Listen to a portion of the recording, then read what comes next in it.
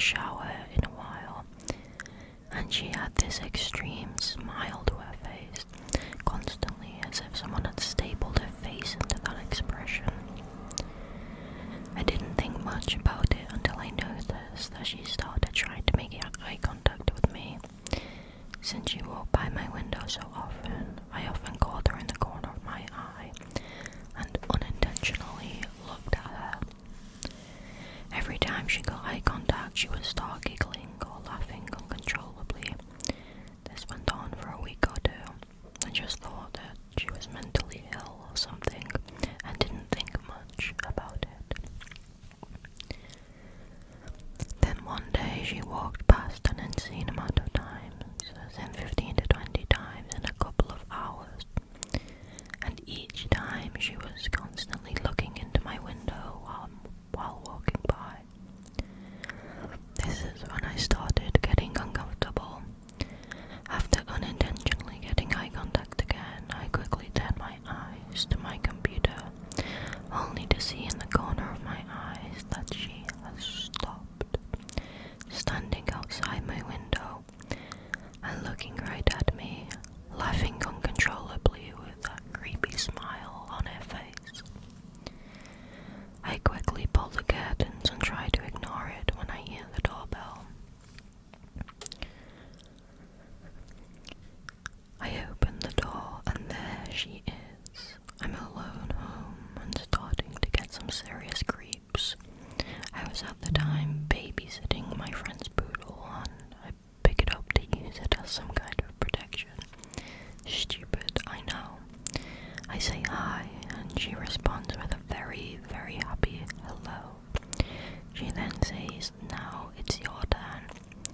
I have no idea what she wants and only respond with, "Okay." She then starts laughing, a lot, as if she just had the best joke of her entire life. I start panicking and shut the door quickly after telling her to leave. I tell my parents when they come home and it turns out that this woman is an old student of my mother's. She says that she is mentally ill and that I should not worry. She's nice. Her visits outside my window continues every day, and I tell my parents that I feel uncomfortable.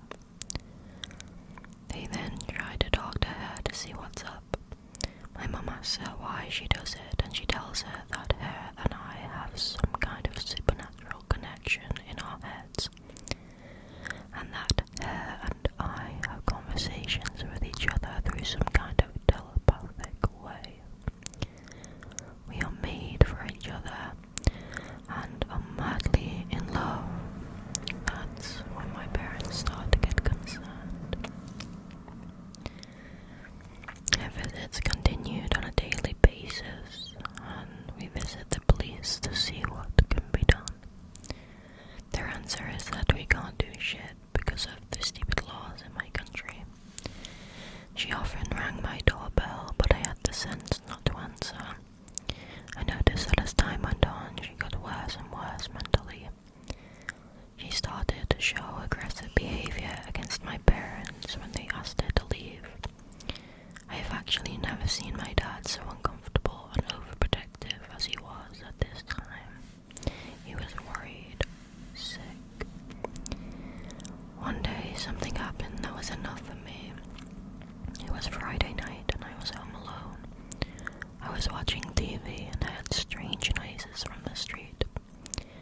I peeked out the window and there she was, outside of my window, dancing, screaming, singing and doing all kinds of strange things. I put all the lights out in my house and pretended not to be home, but I could still hear her. She was outside still. My neighbors ended up calling me several times, asking if I was okay, and I said I was, but I wasn't. I was scared. My parents were hours from coming home, and all I did was watch TV, pretending not to be home. She stayed for an hour or two before leaving, and the week after, me and my parents decided to take action. We visited different mental hospitals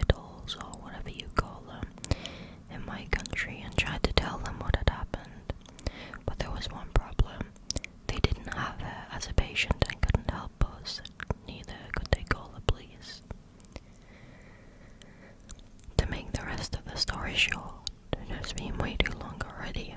This continued for the entire summer, and towards the end she would often spy on our house, playing some sick game with a child she started hanging out with. At this point she was scared of us because she knew we had contacted the police and different doctors, and they were shouting things such as, "You see that house, watch out for them or they will call the police, run." And she and the child would run and come back minutes later, repeating the same thing. The police have visited our block several times, hunting her when she is clearly out of control.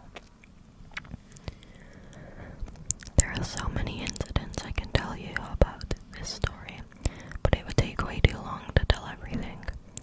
I don't live at home anymore and I haven't been bothered by her since, except the time she tried to contact me on Facebook, which she was blocked instantly. That was my summer of 12, not the best of my life. God, that's so creepy. It must be, did they say how old they were? I don't think they did. But like, regardless of age, that's such a creepy thing. Like, having somebody act so bizarrely outside your house, and especially specifically trying to seek your attention. It's very scary because it's strange, unnerving behavior, and you don't know at what point could it turn. At what point may they snap and become violent or step up their game into something much, much worse, you know? It's a very scary thought and a scary thing for somebody to go through. I find it silly though that neither the police nor the hospitals could help when she was clearly displaying such like signs of not being all there at the time, and basically harassing this guy and his family, you know. I hope that she ended up getting the help that she needed. Okay, this next one is by Zealous Ideal Ebb 433. It's titled, "To the Creepy Man Wearing a Coat in the Summer Heat." So this happened over a decade ago, but thinking about it still sends shivers down my spine. It was a hot summer day, and me, 11F, and my sister, 9F, and a friend of ours, 11F, decided to enjoy it with other kids in the park. Now the park was some distance away from our houses, essentially in another neighborhood. A bus drive would have taken us 15 minutes, but we decided to walk to and from the park, as it was summer and we enjoyed playing along the way and doing the usual kid stuff. Now, the city we live in is pretty safe, and it was common for kids to undertake such journeys without the supervision of parents and other adults. After a 30-minute walk, we arrived at the park and had a blast. We stayed for a couple hours and brought ice cream in a nearby shop before heading home. We enjoyed our ice cream and sang silly songs, strolling in the general direction of our neighborhood, when I got the feeling that someone was behind us. I turned my head around just for a second, as I couldn't shake the strange feeling, and I saw a man walking some good distance behind us, and remember noticing that he was wearing a black coat. Now that hit me as strange, being that it was the middle of August and really warm outside, so I looked again. The man was wearing a coat, black shoes, a hat, and sunglasses, which made it impossible to see his face. Now what was really freaking me out was the fact that his ankles and calves were bare, no socks, and most importantly, no pants. He was also a bit closer than he was just a second ago. Not wanting to freak out my baby sister, I whispered to my friend that I thought the guy was maybe following us. She took a look and made a panicked expression upon seeing the guy herself. Now we were just walking on a main road, but there were no houses, just a wooded area and bushes on both sides. I knew she was asking herself the same question. Where the hell did he even come from? Even as a child, I was pretty calm and didn't tend to make a fuss about stuff, so I wanted to put this weird guy is following us theory to the test. I touched my sister's shoulder, screaming, "Tag, you're it," and started running, my friend following. As we ran, I turned around, and sure as hell, the creepy man started running as well. My stomach literally dropped, and I screamed to both my sister and my friend that the guy was following us and we should run. Chaos ensued. My sister, upon seeing the guy and being a smart kid, put two and two together, promptly started crying. Thankfully, the man was some distance away, and we were pretty fast as kids, and aware of a few shortcuts. It didn't stop us from crying while running, though. We ran like hell, and I remembered it all being a blur until we essentially crashed into an old man. He was well known in our neighborhood, a good-natured homeless guy who survived by selling trinkets and, well, junk, but he was well liked in the community for his good-naturedness, so people would buy it to help him out. We basically screamed at him from the top of our lungs, panicked, pointing at the man who, mind you, was still running behind us, now abruptly stopping.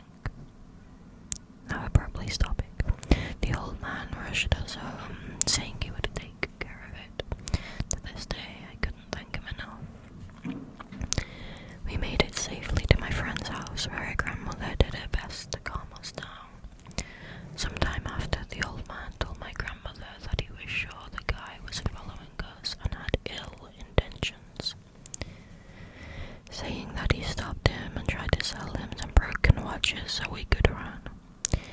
He also believed the guy was naked under his coat and planned on flashing us, if not something far worse. The guy told him he didn't want his fucking watches and was really frustrated and headed back to the direction that we came from. The story spread quickly in the area, and parents and kids were mindful that there still may be a sicko out and about, but as far as I know, there were no further incidents. Creepy man wearing a coat in the summer heat. Let's not meet again. Honestly, thank God for the homeless man that was there. He probably saved those kids, giving them a chance to run away and spooking the guy. I definitely think he was, at the very least, a flasher, though. That seems to be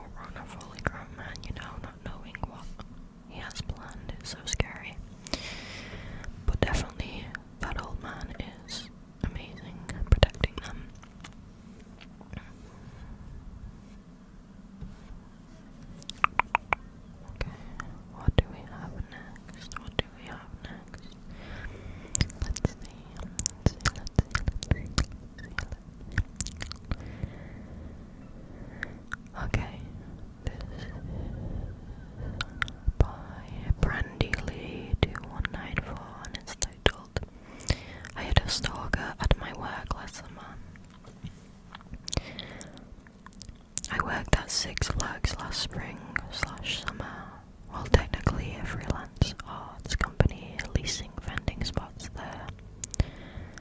I was one of the oldest people hired. I was 18 at the time, attending college while most of my co-workers were in high school. I took photos in a sort of old-timey dress-up shop. It was honestly one of the most fun jobs I'd ever had. I was hired back in March 2018 and started work in April when the park was open on weekends only before the official opening. I had been working for about a month and the park was now open during the week for less than 10 hours per day, so I was able to work all day, but was unfortunately the only one in the shop, as college was on summer break and high school was still in session until mid-June. You can see where this story is going. I was alone all day during the week and had some co-workers on the weekends. I was so terribly alone during the day that I'd walk across the path to go see my other co-worker out of boredom. When I was outside of my shop during the day, I began to notice a man hanging around my area. I'd mainly see him walk by very slowly, staring at me. I presumed my shop the whole time. I figured he was just shy, wanted a picture inside, and was too afraid or socially awkward to ask for pricing. Deep down, he gave me an uneasy feeling, but I decided to ignore it because he was a customer in the park and was probably just a bit antisocial. I kept a smile and tried pulling in customers all day, every day. One day I smiled and waved at him. That was probably my big mistake.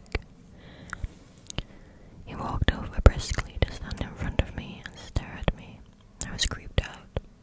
I was scared. He then asked about prices after days of walking by and staring.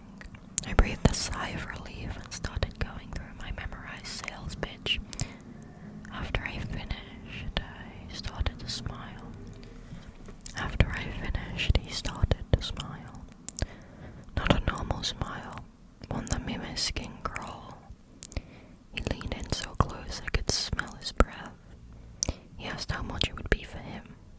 I was confused, as I'd just gone through my price list, so I stated the prices were set and non-negotiable unless you were an odd company employee or a park employee. He shrugged and walked off. When I ran through my pitch, a family had grown interested and wanted some pictures, so I gladly took them into the shop and had a wonderful time photographing them. While I was checking the family out and collecting payment, I looked up and the man was back, leaning against the chain barrier in front of my shop. The family collected their things and walked to the chain. The man had to move to the side for me to open it for them. I immediately closed it behind them as he tried pushing his way into the shop. I told him I was sorry, but only paying customers could come in. He wasn't allowed in unless he was considering a purchase. He frowned and walked away. I waited a few minutes, tidied up the shop, and stepped back outside. It was almost closing time, so it was pointless, but I had to stand outside or else I'd get in trouble with my boss. I noticed him again one last time that day. Across the way from me was a game, and I saw him hiding behind it, peeking his head out and looking at me. I can't tell you how scared I was. I wanted to cry. He continued to do this for the entire week, and I eventually began to ignore him, which he did not like. On that Friday, as soon as the park opened, he made a beeline towards me. I was out front organizing outdoor props and I froze. I hastily dropped what I was doing, went inside, closing the chain behind me. He paced back and forth in front of the chain, muttering to himself and looking at me. I was so terrified I was going to run to the phone and call security if he didn't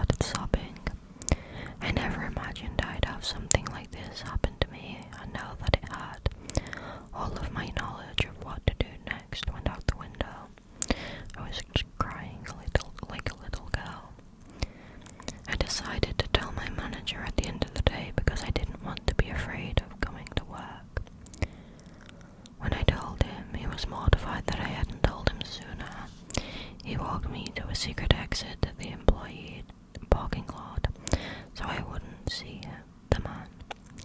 The next morning we went to the security office and I gave a description to all the park security of what he looked like and what he would normally wear.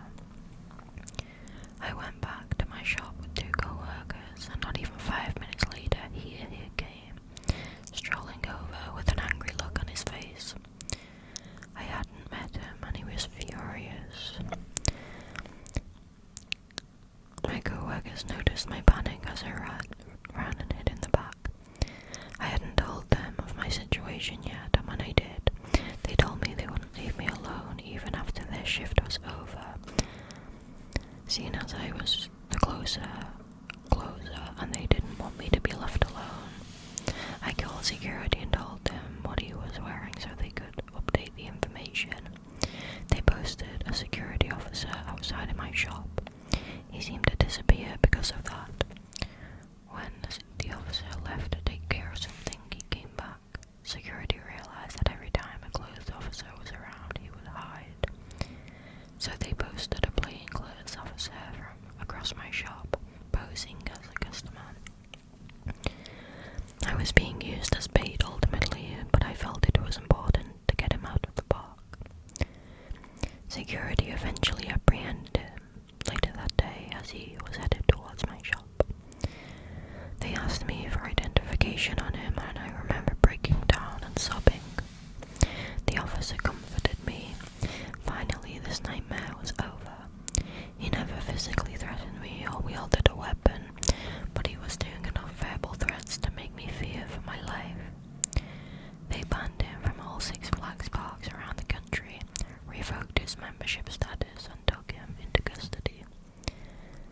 Unfortunately, as there was no violent act committed, they had to let him go. As I drove home that night, I saw him walking on the side of the road, and I immediately sped away in fear that he would see me through the window and chase me. At least he couldn't get to me at work anymore. I found out a couple of weeks later from one of my security friends that he saw my stalker being arrested in a town over. I went and looked up the arrest records for that town later in the day and saw he'd been arrested for indecent exposure, public endangerment and public intoxication. I know what happened to me is not as severe as other stories, but it was one of the most terrifying weeks in my life. You really don't think something like this will happen to you until it does. Please everyone, always notice who's around you at all times and be cautious of everybody. That is horrifying. The image of him ducking down behind the game station across from the OP shop and peeking out is just terrifying to me. That is so creepy. I'm glad that the security and the manager and the rest of the staff took it so seriously and had the OP's back once they were told. They handled it very, very well, especially the idea of posting a security officer like dressed up as just a normal customer. It's really clever, and it's good that he got arrested. Hopefully he actually got some proper charges. Okay, we've got 2 more stories for tonight. The first one is the next one is by Gemma Darling, and it's titled, "My Stalker Became My Roommate's Boyfriend." That's a terrifying idea. This happened years ago, but still affects me to this day. I apologize for the length ahead in advance, but I feel like I have to tell the whole story. The summer after I graduated high school, I was still living at home. I was up late one night and was packing for a camping trip with friends. It was unbelievably hot and had the window open as I sat and folded clothes. It was around 2 in the morning, and the next thing I knew, there was a hand coming through the gap in the screen of my window. I screamed and the hand flew back out. I was stunned, but there was a part of me that wondered if it was my younger brother pranking me. I got up and looked out the window and just saw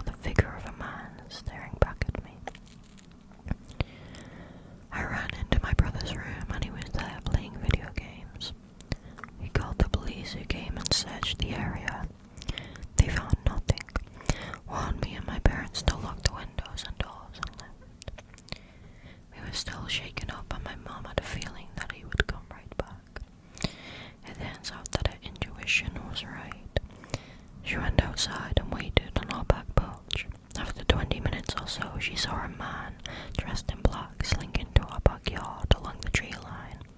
There wasn't a fence on that side, unfortunately. He hid behind a tree for a few seconds and ran to another tree and hid there, slowly working his way towards my window. My mother yelled something to him and took off running.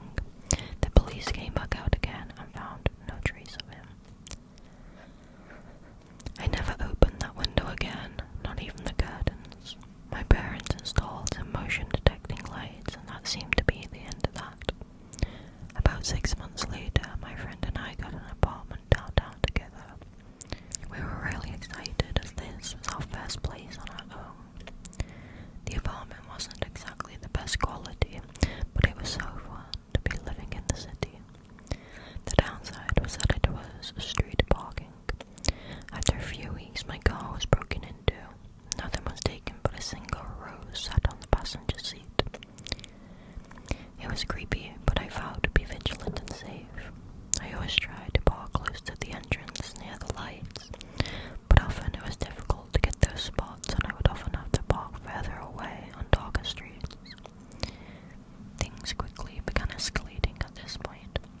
My car was broken into at least once a week. Most of the time a flower was left, which I always threw on the ground, but once a pair of men's underwear was left, and even more creepily, once a bag of Tootsie Rolls, as they were my favourite candy. This made me wonder if the person knew me personally, and I started to become suspicious of everyone. There was a laundry in the basement of the apartment, and one day I went down to get a load that finished drying. As I started to fold, I realised all of my undergarments, bras and panties were gone. Another week I had a male friend over from school and his tyres got slashed during the visit. By the time the first letter arrived, I had already started making plans to move elsewhere. The letter described a love for me that had been going on for years. He noted things that he had proved he had been watching me closely. I was able to arrange for another friend to take over my lease and I moved in with another friend on the other side of the city. It was a secured building and had an underground parking garage that was only accessible to tenants. I felt much more secure and the extra money spent was well worth the peace of mind. Things were quiet for a few months, and then my roommate got a boyfriend. Most of us were wary of Ashley's new boyfriend from the beginning. For one, they met on MySpace after he reached out to her. Another reason was that her new boyfriend, Matt, was extremely good looking. And while Ashley was a wonderful person, she just wasn't the type of person you would expect someone like him to date. Ashley was thrilled. She had never had a boyfriend and really felt like he was her Prince Charming. I thought he was weird and creepy from the beginning. Matt was on the quiet side and always seemed to be sporting an uncomfortable, leering smile. It was difficult to carry on any sort of conversation with him because he would always make it weird, with some random facts that were completely unrelated to what we were talking about. I had deleted MySpace when the initial stalking began, but I created a dummy account to learn more about Matt. It didn't look like he really knew any of his friends in real life. There were only pictures of himself, and the rest of the information was vague. My friends and I gently tried to discourage her from seeing Matt. He technically hadn't done anything wrong, but he was just so strange. She would immediately get defensive and would shut the conversation down. Matt started to spend more time at the apartment and I found myself finding an excuse. Any excuse I could to avoid coming home. One day I came home from work and found Matt on my couch alone drinking a beer. Ashley had been called into work and she told him he could just hang out. I was furious because I didn't want to spend any time with him, so I grabbed the beer and then a snack and headed off to my room and shut the door. About 30 minutes or so he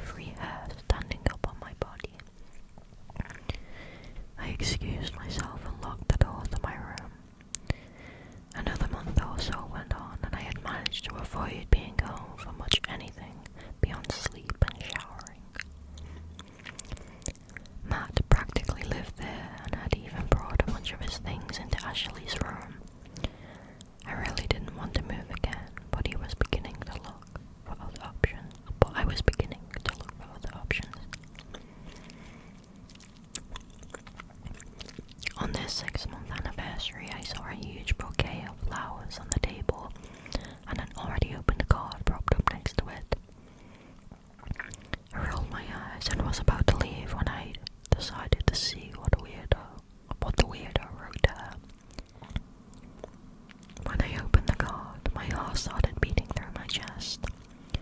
Without even reading the words he wrote, I was shaking. The handwriting was exactly the same as the one my stalker had sent. I had kept them as evidence and took them out of my desk for comparison. The handwriting was unique and identical. Matt was the stalker.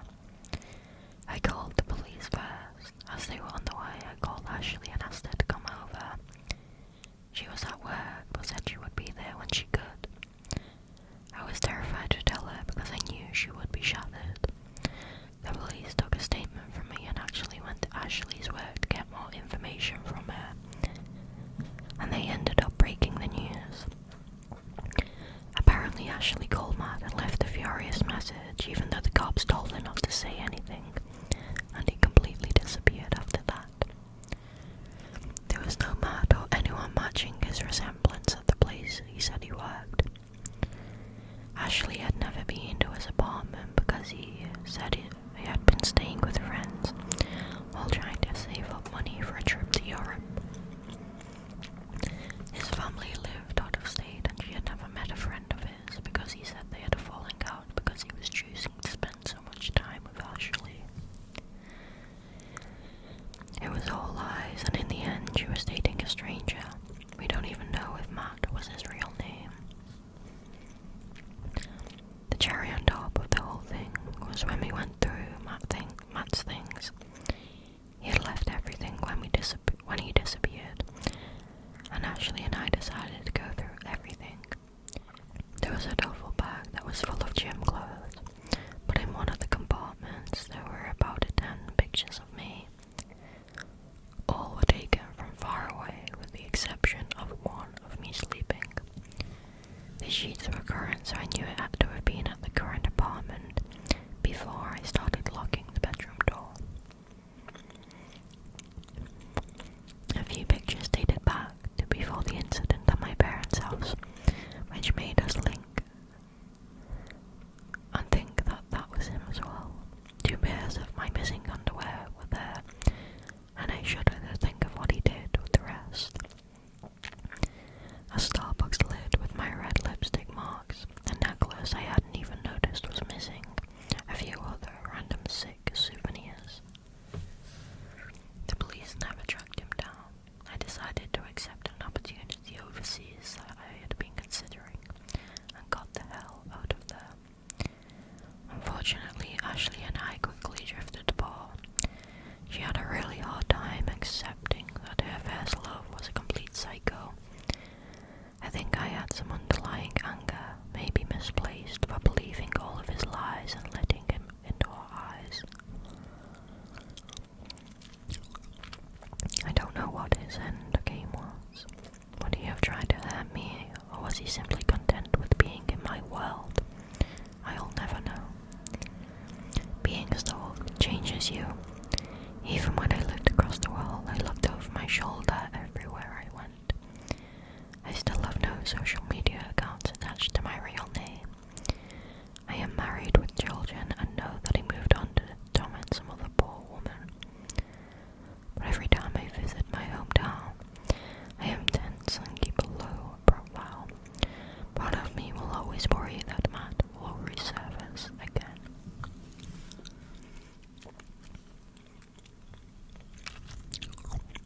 That is so fucking scary.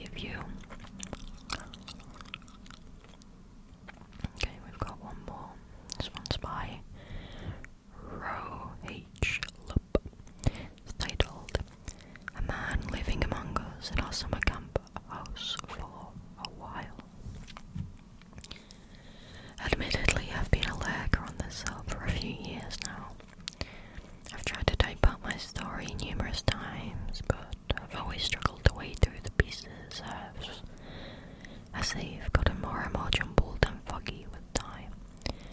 I can't say I was traumatized by what happened. I'm not sure if it makes me a fucked up person. But I typically tell this story at parties to manipulate drunk acquaintances into thinking I've survived something cool. Okay, let's get into it. In 2015, I was 19 and working for the summer at a Bible camp for inner city kids. I'm going to leave out the city name, but just know that obviously crime occurs frequently in the big cities, and this one was no different. I had been assured that this neighbourhood, however, was in the process of being gentrified, and they had even just opened up a hipster coffee shop / dog park right down the street. Just to give you a really clear visual, this neighbourhood had dilapidated houses with trash out front, right next to houses with immaculate yards and a square modern architecture. The Bible camp where I was working was essentially just a huge 2-story house with a large fenced-in yard. Again, we were assured that we were safe through, though, because we had bars on the windows and the outer doors locked automatically when they shut. The camp was conducted downstairs, and the summer counselors, there were 4 of us, lived in the small upstairs that was off limits during the day to the kids. Our camp ran 5 days a week, 8 AM to 4 PM, and then time was ours to explore the city or rest or whatever. Probably enough to get in to the story now. I love a good setting, and it could be important later. One weekend night in July, we were all just hanging out in the house, making a spaghetti dinner. We each got our own stipend for food, so we divided it accordingly for meals, then bought our own snacks and shit. We were also in charge of preparing lunch and snacks for the kids on camp days, so we had 2 fridges and 2 pantries. As you can probably guess, we labelled them camp fridge / pantry, and one was labelled staff. We also were super petty and wrote our names all over our snacks in the fridge. My best friend worked at the camp with us. We will call her Chris, and it was our turn to cook that night, so I went into the staff fridge to grab the ground beef. I immediately noticed that my case of Go-Gurts was gone. They were my go-to snack, and I bought like 3 cases a week. I had just opened my last box like an hour before to have one and left it in front of the ground beef. It sounds crazy, but I knew I did. I closed the fridge door and head out into the dining room. With Chris closely behind me and yell at everyone else who stole all my Go-Gurt. That night, in addition to Chris and myself, there were 2 other summer counselors, two permanent counselors that lived in the area, and then the cousin of one of the permanent counselors. Everyone looked at me wide-eyed and then looked around blankly. I figured it was the cousin because I had never met her before, so I sucked it up and said, whatever, just if it has a name on it, please don't eat it. Then pull Chris back in the kitchen to finish the spaghetti. Sorry, I keep messing up what I'm saying.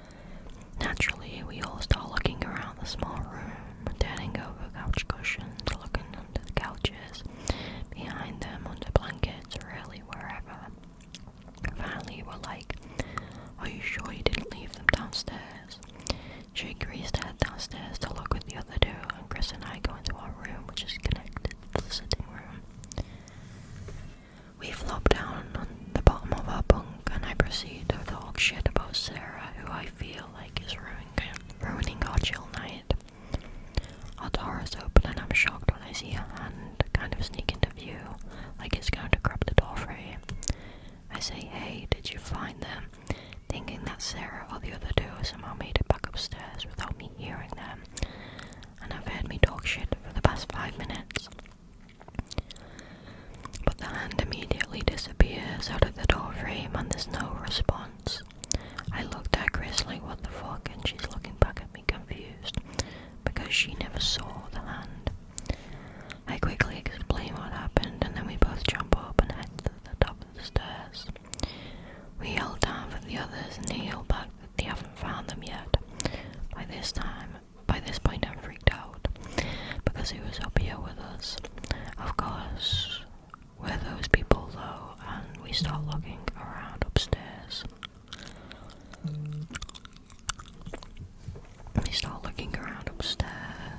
Sorry, the cat outside is throwing me off. I'm so sorry. We start looking around upstairs in our bedroom, and the other bedroom, and in the sitting room. We find nothing and no one. We decide not to say anything yet, because I might sound insane, and also how could someone have gotten downstairs so fast without us hearing them? When we get downstairs, Sarah is super upset and crying. Her cousin says, "Come on guys, did someone take her stuff?" But Chris and I both know we didn't, and we say so. Sarah screams that obviously someone took them, and we should just be honest, and then things get heated.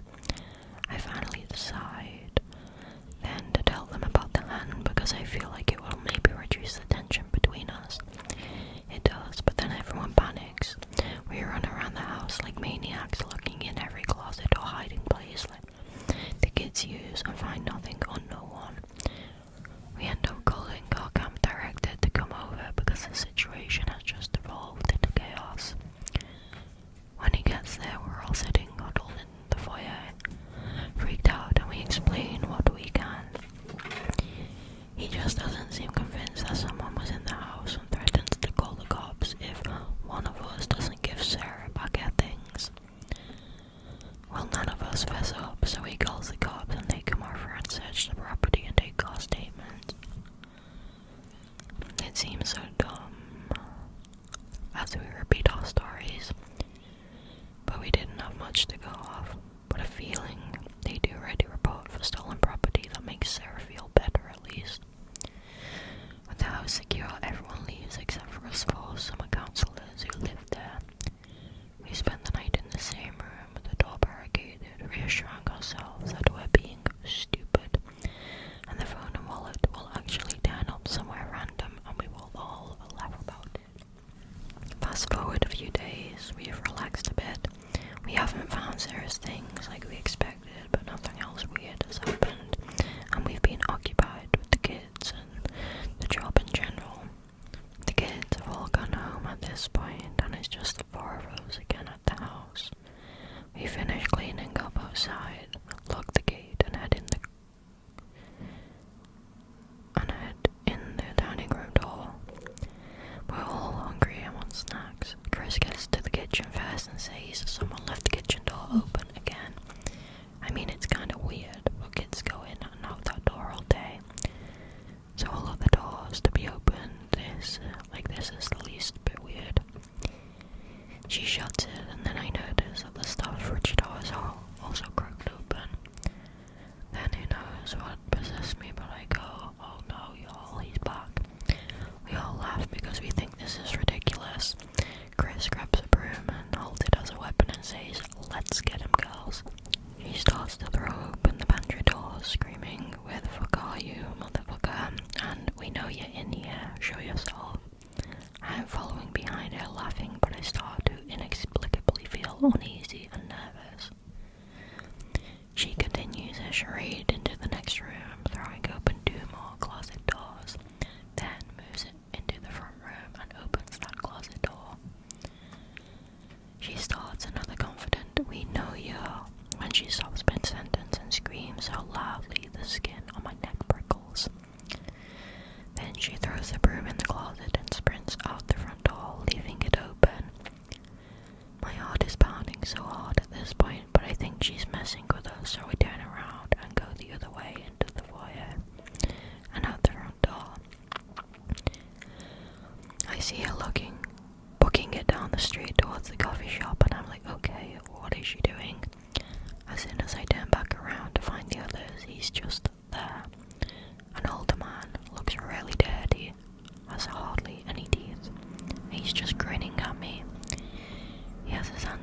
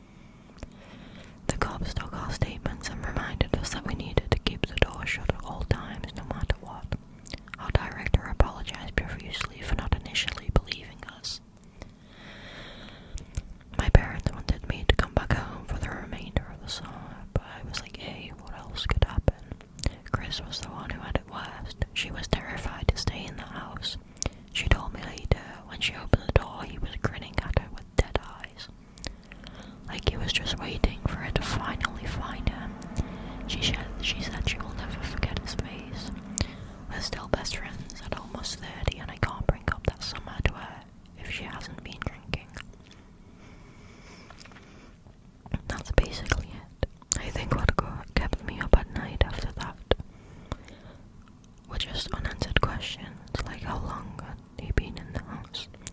Why did he randomly decide to take the phone and wallet of the one person who didn't work there? Had he listened to our private conversations, watched us get dressed and shower?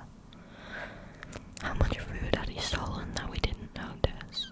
Where the fuck had he gone when we went looking for him on spaghetti night?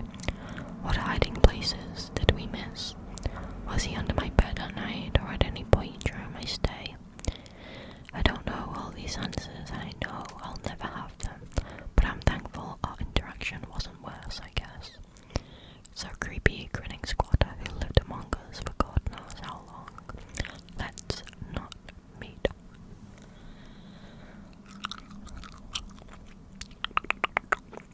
That's super creepy.